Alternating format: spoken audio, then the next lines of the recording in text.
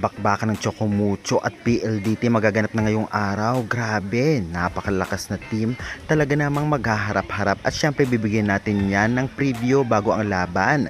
Kaya bago ang lahat guys, please naman nakikiusap ako. Huwag niyong kalimutan mag-like, comment, subscribe, and pa-hit notification bell for more PVL, UAAP volleyball updates dito sa Pilipinas. Maraming salamat sa support.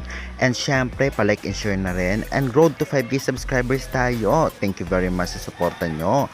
At habil na rin kayo ng ating mga product dyan sa baba, sports shoes, sports bag, creamline, Chocomucho t-shirt at iba pa na posible o pwede ninyong gamitin para pang training o naglalaro ng volleyball. Maraming salamat, nakatulong na kayo sa akin dahil konting commission ay okay na sa akin. At kung ayaw naman ng product na iyan, pwede naman kasing ibang product basta gamitin ang aking link. Thank you very much again.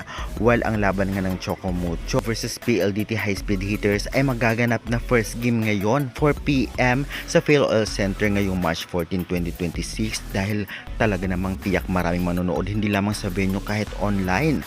Kayanin kayo ng Chocomucho ang PLDT ngayon. Alam naman nating lahat na napakalakas pa rin ng PLDT at nasa rank 1 sila ngayon kaya naman posibleng matalo again itong ang Chocomucho. Ngunit possible pa lamang yan dahil bilog ang bola kaya rin makipagsabay ng Chocomucho lalong lalo pa kung ibababad si Eya Laure at talagang may laro si Cici Rondina. May Katulintino pa na unstoppable at matangkad.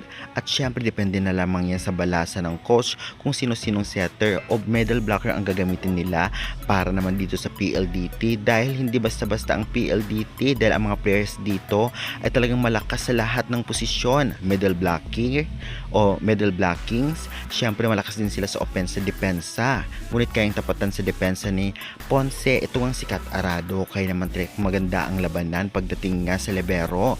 At sa setting naman, pareho din naman mga veterans players. Si Fajardo ay unstoppable kahit sa UAAP pa. Ngunit si Dina Wong ay kaya rin niyang tapatan.